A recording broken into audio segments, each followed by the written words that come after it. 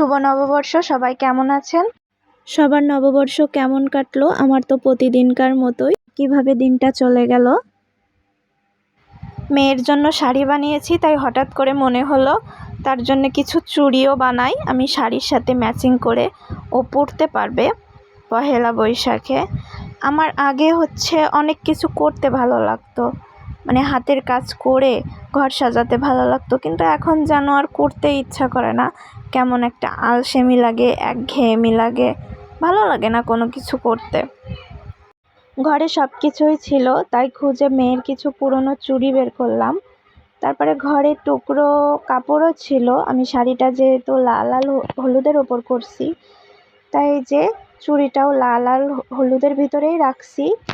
কিছু লাল কাপড় আমি কেটে নিয়েছি, নিয়ে ঘরে পুঁথি আঠা সব কিছুই ছিল, এজন্য ভাবলাম যে চুড়িটা বানাই। কোনোদিন চুড়ি করিনি, ভাবছিলাম কেমন হবে বানানোর পরে। তাও সব কিছু ভেবেচিন্তেই এই যে কাপড়টা আমি অর্ধেক করে কেটে চুড়িতে জোড়া লাগিয়ে নিচ্ছি।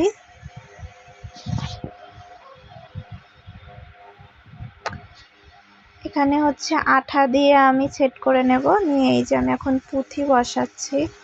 এখানে আমার কাছে সাদা পুঁথি এটাই ছিল, আমার কাছে স্টোনের পুঁথি ছিল না। পরে ভাবছিলাম স্টোনের পুঁথিটা থাকলে আরও বেশি ভালো লাগতো, কিন্তু যেহেতু ছিল না সেজন্য আমি এটা দিয়েও করলাম। কিন্তু পরে অনেক সুন্দর হয়েছে, সামনাসামনি দেখতে আরও বেশি সুন্দর। প্রথম তো এজন্য একটু অসুবিধা হচ্ছিল, কারণ পুঁথিগুলো আঠার সাথে দিলে আবার আমার হাতে যে আঠাটা লেগে যাচ্ছিল, আমার হাতের সাথে আবার পুঁথিগুলো উঠে যাচ্ছিল। পরে ভাবলাম যে আঠার মুখের যে পিনটা আছে ওটা দিয়ে লাগাই, কিন্তু তারপরেও সেই পিনের সাথে আবার উঠে আসছে পুঁথিগুলো। এমন হচ্ছিল। এই যে লাস্ট লুক এটাই বানানোর পরে। তো কেমন হয়েছে সবাই একটু কমেন্ট করে জানাবেন।